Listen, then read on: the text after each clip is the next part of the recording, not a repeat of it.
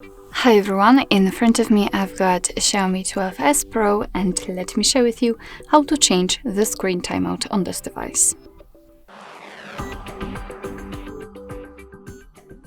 So first of all, we have to enter the settings and then scroll down just a little bit to find always on display and lock screen. Now let's tap on sleep option, and as you can see here, we've got some options from which we can choose.